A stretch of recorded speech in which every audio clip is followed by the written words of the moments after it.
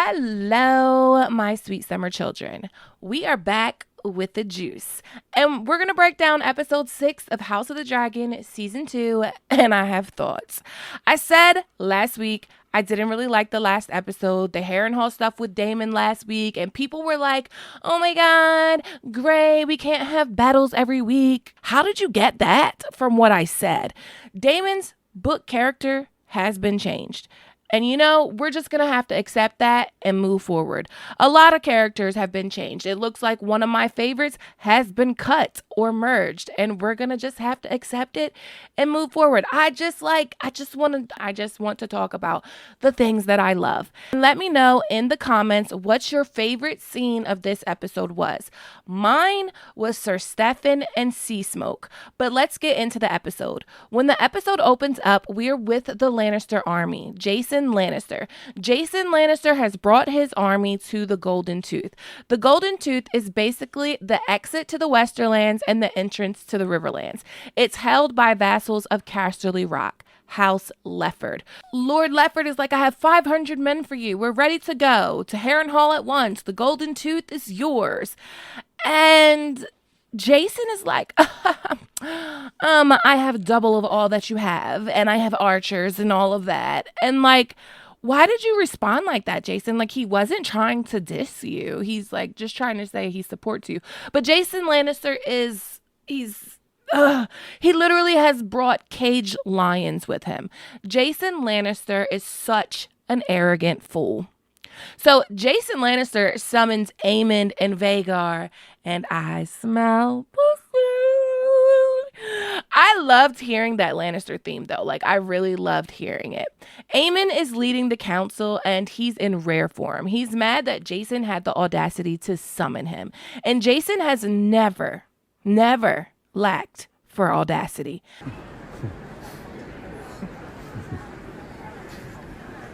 Your presence is always such a pleasure, Lord Jason. Aemond wants Tyland to make an alliance with the Triarchy. So listen, the Triarchy are basically a bunch of pirates. The Triarchy are the people that Daemon and Corlys went to war with in the Stepstones. Their leader at the time was Drahar, the crab feeder. The Triarchy is basically an alliance between these old Valyrian cities, Myr, Lys, and Tyrosh. Aemond's thinking is that the Triarchy have no love for Daemon and the Sea Snake. And right now, the Sea Snake is blocking the Gullet with the Valyrian fleet. The Red Wine fleet and the Lannister fleet will take months to get to King's Landing. So he's like, let's just treat with the Triarchy. Alicent doesn't like this. Tyland doesn't like this. Alicent is like, oh, but what about the Greyjoys? Did they answer my text? Unfortunately, the Red Kraken has left the Greens on scene. Ironrod proposes that maybe they sweeten the pot and they, I don't know, marry Alicent to the Red Kraken. Alicent is like, oh, hell no, not happening, out of the question. And it kind of reminded me of Book Cersei, where she's like, I'm never climbing in bed with that pack of slimy squid. So they have no answer for the blockade of the Gullet. And getting involved with the Triarchy is so dangerous that Crispin Cole does not even like this. And the moment that Crispin sides with Alicent, Aemond says, I think it's time for you to go to Harrenhal. Aemond speaks softer, though, to Crispin than anybody else on his council. He doesn't speak to him like he speaks to everyone else. There is some kind of mutual respect there. It may be because Crispin knows what happened at Rook's Rest. Crispin speaks true. He knows the truth of it. If by some chance Daemon gets those Riverlords to put aside their ancient quarrels and unify under him, then Crispin will be outnumbered. Aemond says the Lannisters will attack from the west, Crispin will march from the south, and this will cause Daemon's army to have to fight on two fronts. Aemond plans to fly out on Vhagar when the time is right. Aemond says, my uncle is a challenge I welcome if he dares face me. Boy, shut up. Your uncle is a challenge that you will never be able to match, no matter how big your dragon is. So Aemond's council is quiet. They don't really challenge him. I think they're all afraid of him. And after the council, Aemond asks his mother to stay behind. She cautions Aemond about being overconfident and bold. Aemond wants to dismiss his mother from the council. He's like, okay, Mom, time to return to your domestic pursuits. She asks him, have the indignities of your childhood not yet been successfully avenged? So we know that Aemond was teased as a child, and because of that, I guess now he wants to like burn everyone and everything. So the sea snake is on Dragonstone. He puts on his pendant. He's now Rhaenyra's hand of the queen. The Queen's Council calls in Sir Stephen Darkland. Rhaenyra explains her position. She has no idea what Daemon is doing. She has no army. She's lost Melees and Rhaenys, and she needs more dragon riders to ride the riderless dragons. Dragonstone has many riderless dragons. Vermithor, the Bronze Fury, King Jaehaerys' dragon, Silverwing, Queen Alicent's dragon, Seasmoke, Laenor Valarion's dragon. There are also wild dragons, the Cannibal, Sheepstealer, and Grey Ghost. So it is believed that you need a specific blood to bond with a dragon. Stephen Darkland has some of this blood, this Targaryen or Valyrian blood from his grandmother's grandmother. Rhaenyra has searched the records, and it looks like Stephen Darkland has the DNA. She warns Sir Stephen, to claim a dragon, you must be prepared to die. And to this, he accepts. Of course he does. I would accept it in a heartbeat if I was him. If I got burned, oh well. At least I would have attempted. At least I would have been close to being a dragon rider. I would have died a dragon rider's death in fire and blood. YOLO. We're back at AHS Harrenhal, and Daemon the Dreamer is dreaming. And I called this in my video about Harrenhal. Daemon had a dream of Viserys. The scene is a callback to Viserys naming Rhaenyra his heir in season 1, and Viserys and Daemon arguing about it. So Daemon is really affected by this dream. This one does it for him. He can't get out of the door. He's like locked in the dream, and when he does, he threatens Simon Strong. So Daemon grabs his spend the night bag, and he's like, you know what? I'm out of here. This is too much. Caraxes is there. He's waiting. He's squealing. He has not had his asthma pump. My throat goat. But before he gets to his dragon and flies away, Alice Rivers is there for one last therapy session. So Daemon thinks he's been poisoned. He says he wakes and does not remember where he's been. Alice basically says you always run when you don't like something, which is a callback to the first dream he had at Harrenhal, but also the places he's pieced out of as soon as some chaos has arrived or some shit to his liking, to his disliking has occurred. And this is one of the main reasons why Daemon is not suited to be king, so I do appreciate that part of the storytelling. He does not have the patience for it. Court bores him. And I think Matt Smith did amazing in these scenes. Like, no cap, when he was like, is your clubfoot nephew? Or is it Rhaenyra? I don't know. I liked it. Daemon does not believe in ghosts and curses and all this shit. So Alice tells him, there are older things in this world than you and I, or living memory. You are not a player, just a piece on the board. This is definitely a reference to the old gods, the children, the faces in the trees, and how they have their hand in everything. Daemon talks about Rhaenyra never wanting the crown, which is true. And Alice says perhaps that's why Viserys gave it to her. The ones that strive for it are the less suited to wear it. Daemon is like, stop lecturing me! But that's not why Viserys gave it to her. Viserys gave it to her because Otto told him to give it to her. But Alice reminds him Viserys never wanted it himself. It came to him, and he did his best. It is not a prize to be won, but a burden to bear. Rhaenyra is the best suited to bear the crown. And I know we don't like Aegon, but Aegon never wanted it either, and he's more suited to bear the burden than Aemond is. I know Aegon is a fool, but with a strong council beside him, just like Viserys, he could have a peaceful reign. Daemon asks Alice for help. She's like, oh, the Prince Daemon Targaryen asking me for help. And he's like, counsel. I said counsel. It's the same, Daemon. Damn. It's the same. She counsels him on needing the Tullys.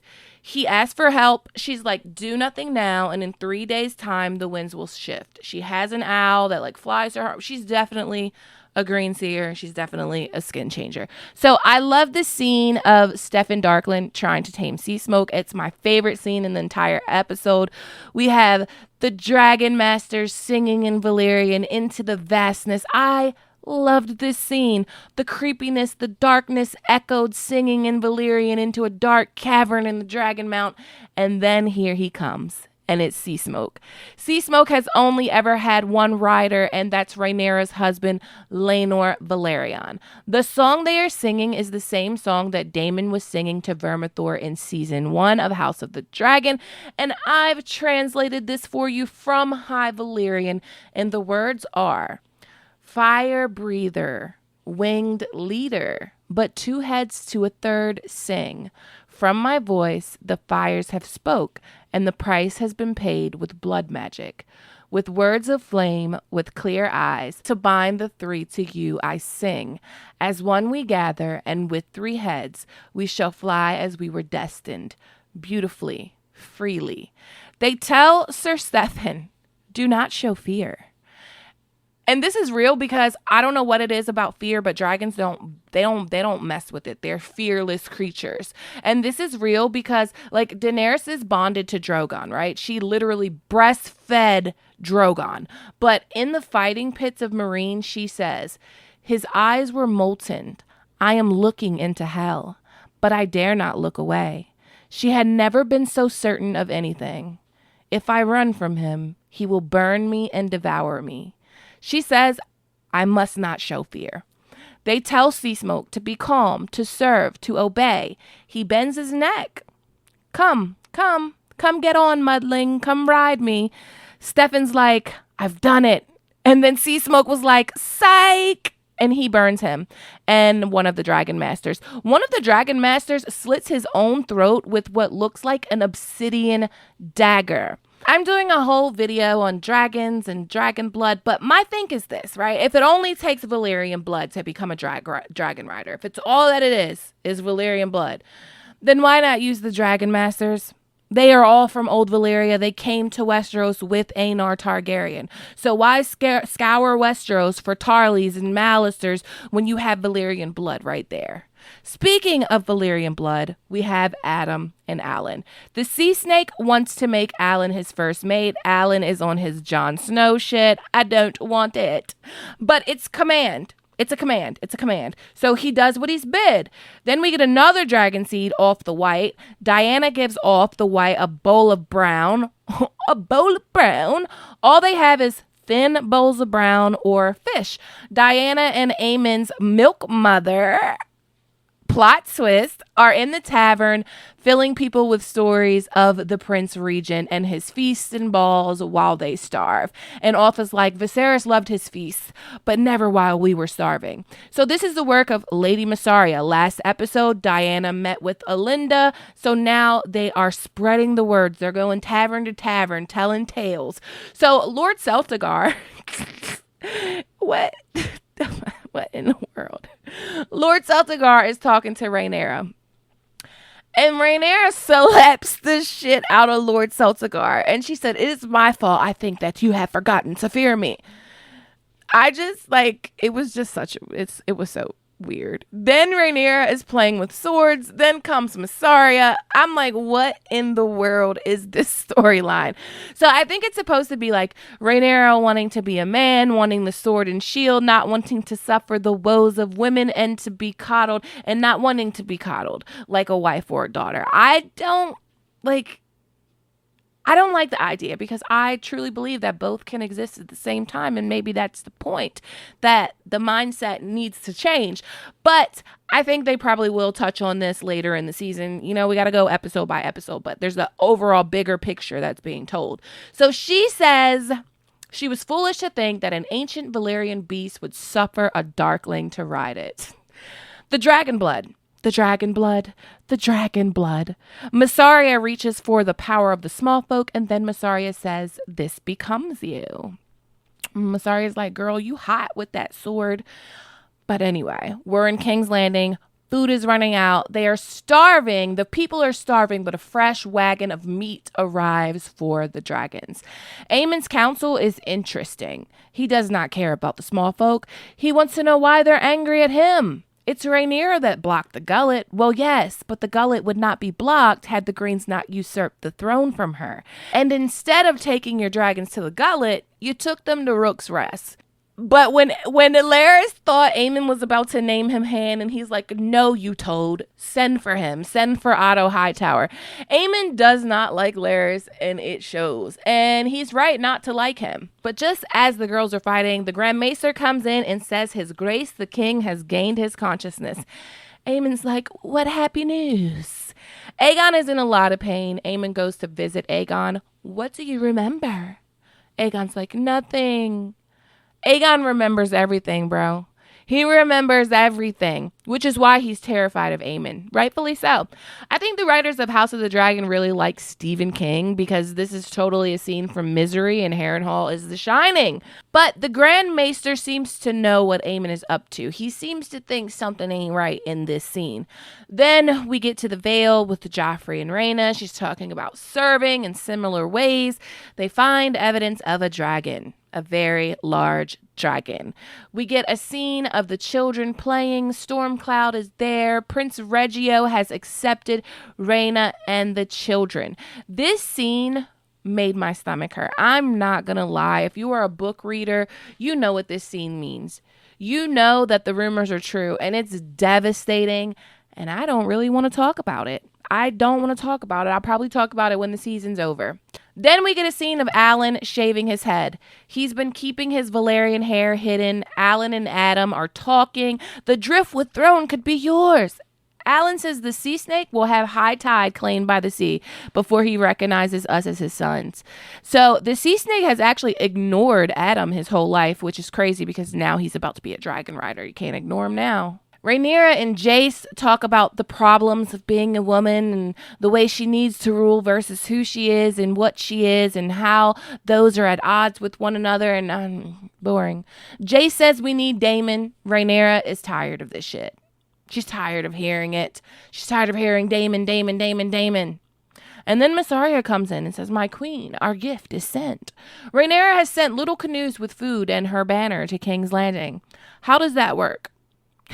How? No, I'm genuine question. Like, seriously, how do they get from Dragonstone to King's Landing without falter? They just ride the tide. The current just pushes them. But the people of King's Landing finally have food. Then we get a shot of Aegon and Alicent. Alicent feels responsible for the state of Aegon. She apologizes to Aegon. Alicent is going through it. She goes into the yard and she speaks with Gwaine. She's stressing because she needs Otto. I need him too, girl. I need Otto Hightower too. These episodes without him, they could be better.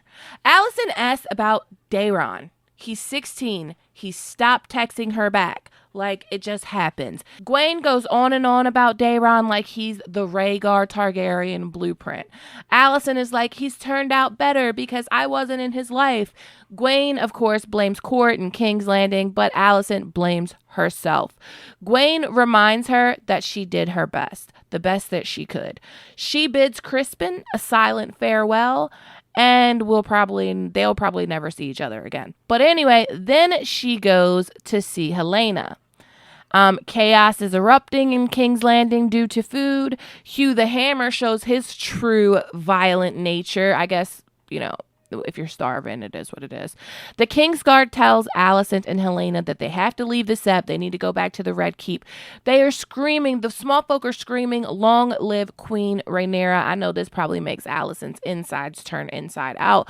But Alicent protects Helaena. Out of all her children, I feel like she loves Helaena the most. She's definitely a girl mom. There have been so many missed opportunities, though, for like Dreamfire. Just a glimpse at Dreamfire. I think this is one of them. And I see what the showrunners did here with the Helaena with the spiky thing on the wall. Then we have Aegon begging for milk of the poppy. But first, Larys wants a word. Larys is basically his mindset. He's like thinking to himself, Aemond is not it. Like, Aemond is not it. I need you to get up. I need you to snap out of this shit. You're a boss. You have survived Dragonfire. You can help us in other ways. We need you to serve.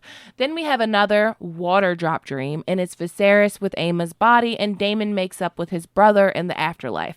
This will echo into Daemon and Rhaenyra's story. You needed me. I wasn't there. I'm sorry. I'm here now. There'll probably be like a similar conversation that he has with Rhaenyra like that. Daemon wakes up to the news that Alice Rivers has killed Grover Tully. And Daemon cries with happiness because the Riverlands are now his. So listen, I like the whole Alice Rivers story. I don't know how they're going to make this Alice Rivers be the same Alice Rivers next season. But I'm like, but this story, to me, it's like, no. Like, Alice Rivers being the reason Daemon won the Riverlands is actually not a good story, right? Like, it actually takes away from who Daemon's character is. Daemon is a leader of men, a military strategist, a warrior. He's done it multiple times in the Sepstones, in the Riverlands, during the Great Council, with the Gold Cloaks. In the books, he takes the Riverlands after the Battle of the Burning Mill. Caraxes and Daemon take Stonehenge, and Amos Bracken bends the knee. Like, it's that simple. The show is changing who he is and what makes him him, and it's kind of crazy because they're going back on their own writing because they wrote him juxtaposed to Aemond claiming Vhagar, Rhaenyra claiming Daemon at the Driftmark episode in season 1.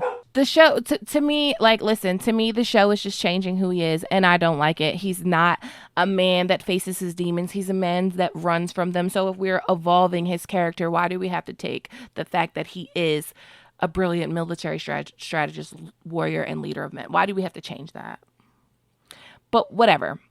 It is what it is. I'm going to appreciate the show for what it is and the books for what they are, separate. So Seasmoke is chasing Adam. He's like, bro, they tried to put a darkling on me. I'm tired of stalking you. Stop this madness and ride me now. I only like pretty boys, but also you are Laenor's blood. You are Laenor's brother, and me miss him grande mucho. So it's definitely Adam that is the writer of Seasmoke. Then we have a scene with Mysaria and Rhaenyra. I want to know what y'all think about this scene. Honestly, I truly don't know why it's here, but whatever. I almost like it because Rhaenyra is like, okay, Daemon, you don't want to come home. You want to war against me. I'm going to take your ex. I'm going to put her in her marital bed and we're going to scissor. But they are interrupted by news that Seasmoke has a rider. Rhaenyra is like, oh shit. Did Laenor come home? But she immediately leaves on Syrax to see who it is. And it's time to have a come to dragons moment, you know? Being such of a fan of these books, it can be hard at times because you're passionate about them and because you want it adapted the way your headcanon says it should be. And that's not what we're going to get. Like, I can tell. It looks like we are not going to get Nettles, and I'm gutted about that. But I'm not going to go off the rails until I see what they do with this story. I love that we would get more of Rhaena, but I don't like that Rhaena's story has to be fundamentally changed. Her character has to be fundamentally changed, and Nettle's character won't exist. This episode was better than last week, but man, the butterfly effect will echo through everything now. So let's just appreciate the show for what it is and keep it moving. But what did you think of this episode? As always, thanks for watching. Okay, my sweet summer children, have a good day.